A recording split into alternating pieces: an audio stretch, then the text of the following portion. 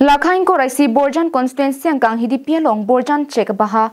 kachoklem atum armuching room si Karbilong Thomas Council pen tender ke hangpen aMohol ke paduji polong chidon dun thek thelo pura Karbilong Thomas Council CM Dr. Tuliram rong hang aphan kachoningr se kachipaklang pon.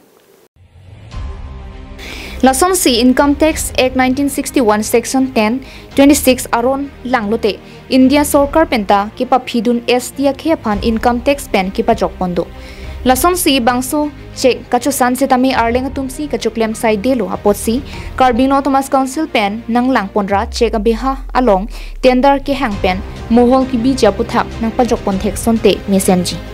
Jongsi padukok lepute Chek kachosan atum aphan nang ki pasung duna sonsi nang manpo apotsi Karbilong Thomas Council aphan bangso tender ki hang kachien thuje phansi Borjan Angkang Chek Abeha kachoklem atum pen CM Dr. Tuliram rong hang aphan choningri padopon. Autonomous Council pen isi tender kikol lapen tender keklang palam arjulong lo lapen ke non ke nilitum manghu hak lo ate aMohol ki bi to hen ten lahai alam do lo aposi nilitum ke non kachoklem atum kachutiki atum pen lo kasik sakhi lasi lahai yong si tender nang bi lapen ke aMohol nang bi pole teni tum ke koi itek lagi kroy lagi tiada proyek lodi mapulo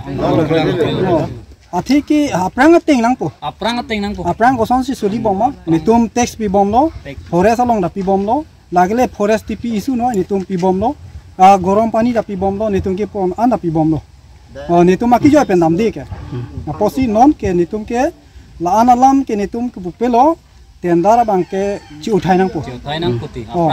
aprang ateng ko son mane tum ki dukla tum ka choklem sakuri ave bakuri ave nitum school ka somar phan kapachali ta lahai lo ko mane so der ka silana ta lo mane hidi ka choklem handa lo mane khiti choklem da chek yor ma hi choklem ilo ki dugara tum ke tenon si ako dipu nang bi alang lahai mohor nang bi alang ko te akasik saklo nitum